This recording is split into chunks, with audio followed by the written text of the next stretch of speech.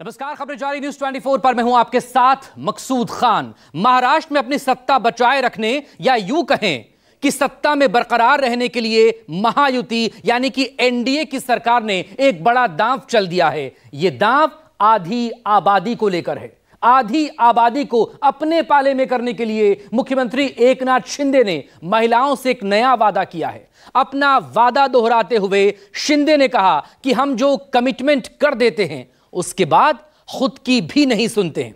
शिंदे के साथ ही बीजेपी और एनसीपी के नेताओं ने भी आधी आबादी से अपना वादा किया है, लेकिन सत्ताधारी दलों के दावों को विपक्ष ने नाटक करार दे दिया। आखिर महाराष्ट्र की सियासत में अब की बार आधी आबादी किस तरह का बड़ा खेल कर सकती है? आखिर क्यों महायुति की सरकार ने चुनाव से पहले आधी आबादी को रिझाने के लिए एक खास योजना आधी आबादी के सामने रखी है? सरकार ये योजना लेकर आई है, इसी को लेकर यह खास report. Mahayuti versus Mahavikas Aghadi, secret voters को साधने की तैयारी।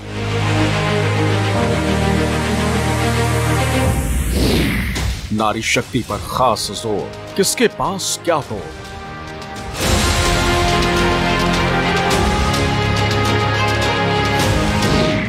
महाराष्ट्र में किसे मिलेगी गद्दी, तय करेगी आधी आबादी।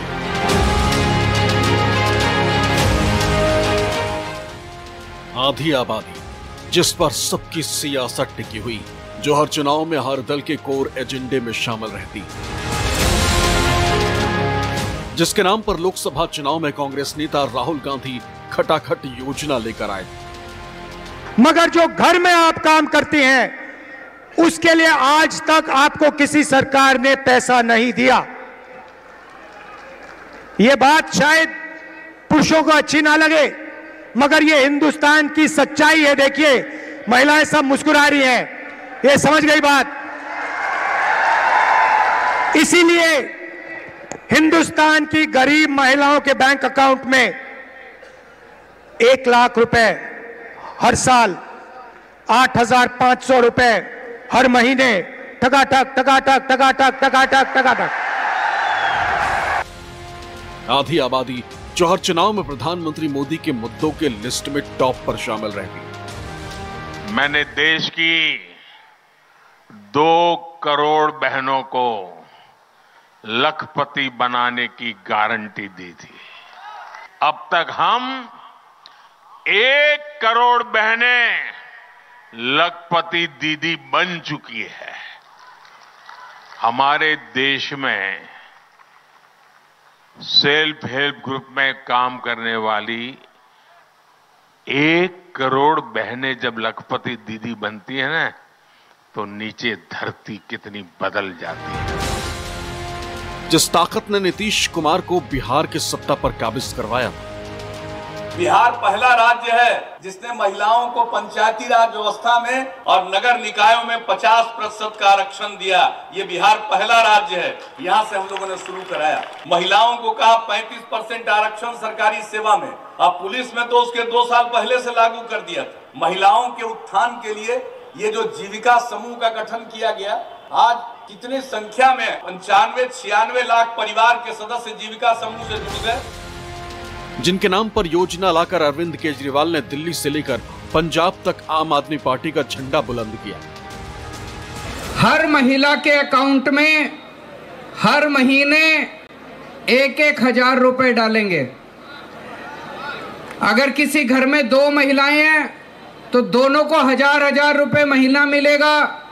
किसी घर में 3 माँ, बेटी, बहू, 3 महिलाएं हैं तो तीनों को 1000 रुपए महीने मिलेगा। जिनके दम पर शिवराज सिंह चौहान मामा शिवराज बने और मध्य प्रदेश में बीजेपी को भारी बहुमत से सरकार बनाने की ताकत दी। केवल 1250 नहीं, पैसे की जुगाड़ में लगा हूं। जैसी हो जाएगी 1250 से 1500, फिर 1750, फिर 2000, फिर 2250, फिर 2500, फिर 2750 और बाद में कितने करूंगा? 3000 करूंगा। 3000 था, तब मुझे चैन की नींद आएगी कि मैंने अपनी बहनों की जिंदगी बदल दी। वो अब हाथ नहीं फैलाएगी, पैसा नहीं, ये सम्मान मेरी बहनों को मिलेगा। और अब बारी महाराष्ट्र की।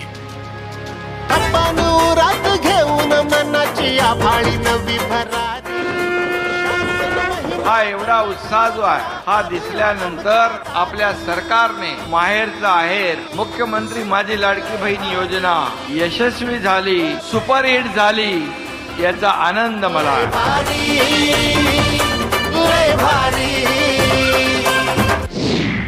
महाराष्ट्र, जहां इस वक्त महायुति यानी बीजेपी, शिवसेना और एनसीपी की साझा सरकार है।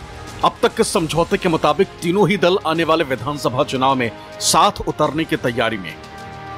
प्रदेश की सत्ता पर अपना कब्जा बरकरार रखने के लिए पूरी ताकत झोंक रखें और अपने इसी मंसूबे को पूरा करने के लिए महायुति की सरकार ने एक खास योजना बनाई। ये योजना है आधी आबादी यानी महिलाओं के लिए। नाम है मुख्यमंत्री माझी लाडकी बहन योजना। वैसे तो इस योजना की शुरुआत अगस्त में ही हो गई, लेकिन अब इस योजना की आखिरी तारीख बढ़ाने से प्रदेश की सियासत गर्मा गई। आखिर क्या है मुख्यमंत्री माझी लाडकी बहन योजना और इस स्कीम के क्या है सियासी मायने, आपको बताएंगे। लेकिन उससे पहले जरा सुनिए कि इस योजना के बहाने मौजूदा महायुति सरकार के कैप्टन और वाइस कैप्टन किस तरह आधी आबादी को साधने की कोशिश कर रहे हैं।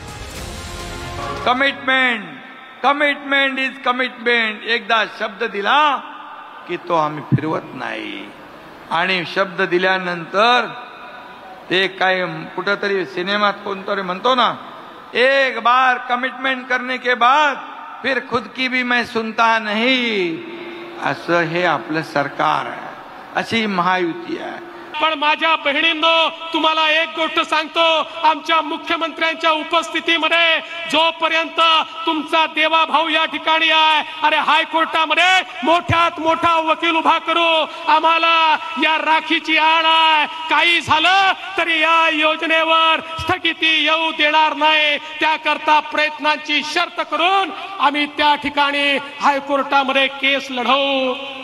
पण भगिनींनो, यांची नियत समजून घ्या। आज कुठे बहिणींच्या खात्यामध्ये पैसे यायला लागले तर लगेच यांच्या पोटात दुखायला लागलं। पहिल्यांदा हे मुंबईच्या न्यायालयात गेले, मुंबईमध्ये न्यायालयाने त्यांची पिटिशन एंटरटेन केली नाही, आता नागपूरच्या न्यायालयामध्ये गेले। यांची नियत काय आहे हे आपण सगळ्यांनी समजून घेतलं पाहिजे। आपल्याला सगळ्यांना सांगतो, हे शहाणे सांगतात ते चुनावी जुमला आहे, चुनावी जुमला वगैरे काय नाही। आम्ही शब्दाचे पक्के आहोत, तुम्हालाही माहिती आहे। मी पण 30-35 वर्ष राजकारण करतोय, एकदा शब्द दिला की आम्ही मागे हटत नाही। हे जे काही सुरू केलेले आमच्या बहिणींच्या करता, त्या सगळ्यांच्या योजना आम्ही चालवणारच आहोत, त्या चालूच राहतील। चुकीची माणसं आली की बंद पाडतील, त्याच्यामुळे कसं आणायचं काय आणायचं ते बघा। दरअसल कुछ महीने पहले ही महाराष्ट्र सरकार ने आम बजट पेश करते हुए मुख्यमंत्री माझी लाडकी बहन योजना 2024 की घोषणा की। इस योजना में सरकार ने महिलाओं को 1500 रुपए हर महीने और हर साल 3 LPG गैस सिलेंडर मुफ्त देने का ऐलान किया। पहले इस योजना के तहत आवेदन करने की आखिरी तारीख 31 जुलाई थी, लेकिन बाद में इसे बढ़ाकर 31 अगस्त तक किया गया और अब आवेदन की आखिरी तारीख 30 सितंबर तक बढ़ा दी गई। इस योजना की घोषणा भले ही जुलाई में की गई थी, लेकिन आधिकारिक कार्यक्रम 17 अगस्त को हुआ था। सरकार ने इस योजना को रक्षाबंधन से भी जोड़ा था और इस योजना के तहत पात्र पाए गए करीब 30 लाख से ज्यादा महिलाओं को शुरुआती परीक्षण के तौर पर सरकार ने उनके बैंक खाते में 3000 रुपए डाले थे, यानी कि 2 महीने की सहायता राशि एक साथ भेजी गई थी। सूत्रों के मुताबिक अब सरकार की प्लानिंग है कि चुनाव की तारीखों के ऐलान से पहले इस महीने यानी सितंबर के आखिर तक महिलाओं के खाते में 2 से 3 किश्त और चली जाए। मतलब ये कि महिलाओं के खाते में कम से कम कुल मिलाकर 5 किश्तों की रकम यानी 7500 रुपए पहुंच जाए, जिससे चुनाव के दौरान महिलाओं के बीच जाने से महायुति की पार्टियों का एक अलग माहौल बने। और ये बात विपक्ष भी बखूबी जानता है, लिहाजा विपक्षी खेमा यानी महाविकास आघाडी में शामिल दल सरकार की इस योजना को नाटक बता रही। कारण यांना महाराष्ट्र लुटायचं आहे।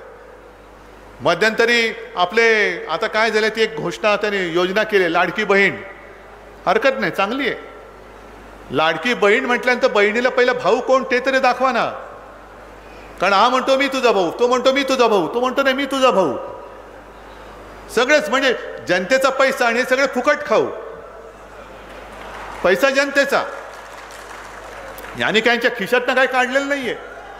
हा तुमच्या सगळ्या जनतेचा हक्काचा पैसा आहे. तोच आपल्याला म्हणजे आपल्या घरामध्ये महिलांची मतं घेण्यासाठी म्हणून ते देत आहेत. मग कशाला आपण घोषणा करतोय. हाल ही में हुए लोकसभा चुनावों में कड़ी हार होने के बाद महाराष्ट्र में महायुति सरकार को आने वाले विधानसभा चुनाव में भी होने वाली हार साफ नजर आ रही है. इसीलिए पहले ही महाराष्ट्र राज्य को 7.5 लाख करोड़ रुपए के कर्जे में डुबोने के बाद 46,000 करोड़ रुपया खर्च कर लाडली बहना योजना का सहारा लेने की जरूरत पड़ रही है.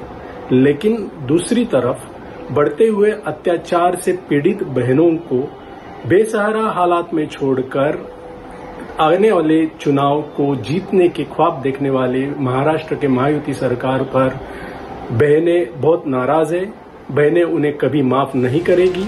सियासतदान अपने काम पर लगे, लेकिन इस योजना के पीछे की सियासत को समझिए. 3 सितंबर तक के सरकारी आंकड़ों के मुताबिक इस योजना के लिए राज्य की कुल 2,40,40,303 महिलाएं आवेदन कर चुकी, जिसमें से कुल 2,22,97,715 महिलाओं का आवेदन मंजूर किया गया.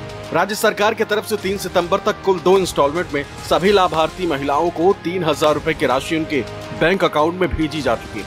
एक आकलन के मुताबिक राज्य सरकार के खजाने से अब तक करीब 4,787 करोड़ रुपए लाडली बहनों को दिया जा चुका है और अनुमान है कि इस योजना को पूरा करने के लिए प्रदेश सरकार के खजाने पर हर साल 46,000 करोड़ रुपए का बोझ बढ़ने की संभावना है. जाहिर है प्रदेश की करोड़ों महिलाओं तक महायुति सरकार अपनी इस योजना के जरिए पहुंचने की कोशिश कर रही है. सवाल है कि क्या सरकार का ये फैसला चुनाव से प्रेरित है. सरकार की कोशिश है कि चुनाव से पहले ज्यादा से ज्यादा महिलाओं को इसको लाभ दिया जा सके. देखेंगे कि इसीलिए हरियाणा के साथ महाराष्ट्र विधानसभा का चुनाव नहीं हुआ, जबकि एक साथ हो सकता था.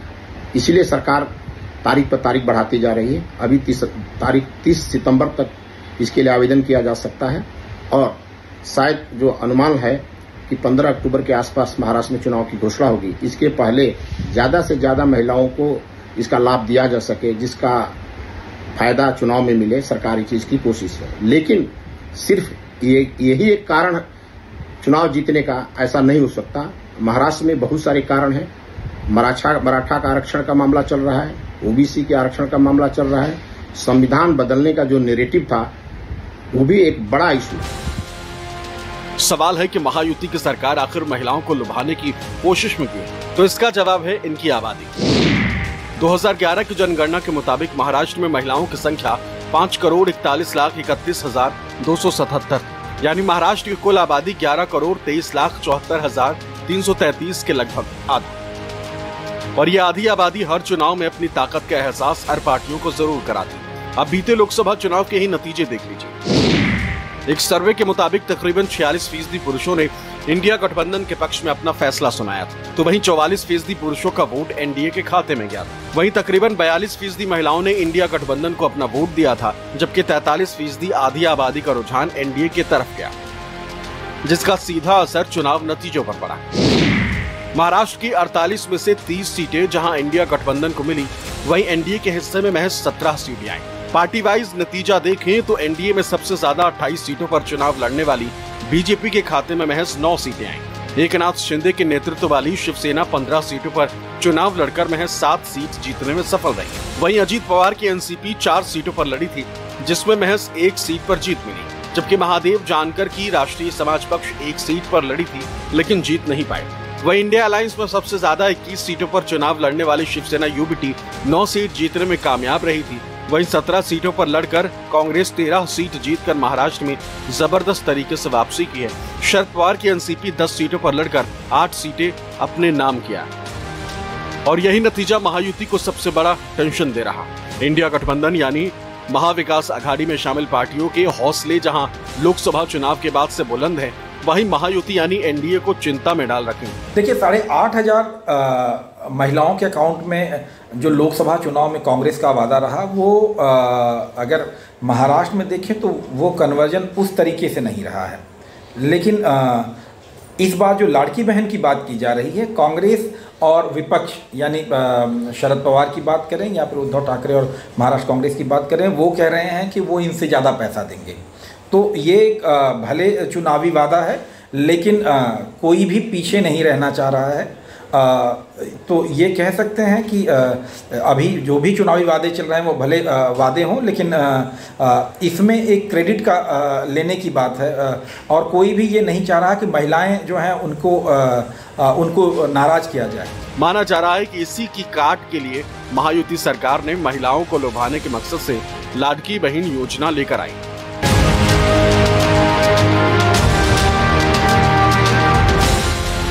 अभी ज्यादा दिन नहीं बीते हैं, महाराष्ट्र की महायुति सरकार की कैबिनेट मीटिंग चल रही थी, जिसमें लाड़की बहन योजना को लेकर सीएम शिंदे और अजित पवार की पार्टी आमने सामने आ गई थी। शिवसेना कोटे से मंत्री शंभुराज देसाई ने इस योजना के विज्ञापन से सीएम एकनाथ शिंदे का चेहरा और नाम हटाने को लेकर अजित पवार गुट पर करारा हमला बोला। मंत्री शंभुराज देसाई ने आरोप लगाया था कि बारामती इलाके में लगाए गए पोस्टर्स में सीएम शिंदे का नाम यानी मुख्यमंत्री शब्द गायब कर दिया गया। शिंदे के मंत्री ने यह आरोप कैबिनेट मीटिंग के दौरान लगाए थे, जिस पर अजित पवार गुट के मंत्री ने भी पलटवार किया। सूत्रों के मुताबिक बताया जा रहा है कि दोनों गुटों के मंत्रियों के बीच काफी देर तक तीखी बहस हुई थी। बताया जा रहा है कि दोनों पार्टियों के कोटे से बने मंत्रियों में बहस होने के बाद बीच बचाव के लिए उप मुख्यमंत्री देवेंद्र फडणवीस को आगे आना पड़ा, जिसके बाद देवेंद्र फडणवीस ने इस योजना के प्रचार के लिए एसओपी जारी करने का प्रस्ताव लाया। इसके तहत पूरे राज्य में एक ही तरह के विज्ञापन लगाए जाएंगे। दरअसल इस लड़ाई की शुरुआत अजित पवार के जन सम्मान यात्रा शुरू हुई थी। अजित के जन सम्मान यात्रा में लगाए गए बैनर पोस्टर से लाडली बहन के नाम के आगे से मुख्यमंत्री के शब्द को ही हटा दिया गया। अजित गुट ने मुख्यमंत्री की जगह माझी यानी मेरी लाडली बहन योजना के नाम से बैनर पोस्टर लगाए, जिसको लेकर मुख्यमंत्री एकनाथ शिंदे की शिवसेना और बीजेपी के नेताओं ने आपत्ति जताई थी। क्रेडिट लेने की इस होड़ को लेकर सीएम भी नाराज बताए जा रहे थे। सूत्रों की माने तो अजित गुट के श्रेय लेने से नाराज एकनाथ शिंदे ने दोनों उप मुख्यमंत्रियों की बैठक तक बुला ली थी। तब अजित पवार को अपनी यात्रा बीच में छोड़कर मुंबई आना पड़ा था।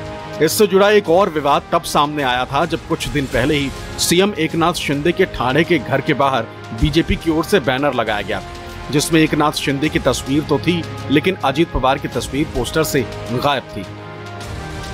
बाद में ये रास्ता निकाला गया कि एक स्टैंडर्ड प्रोसीजर सेट किया जाएगा कि जब लाड़की बहन योजना के बारे में कोई भी बात की जाएगी तो सभी नेताओं को बराबर रूप से तवज्जो दी जाएगी।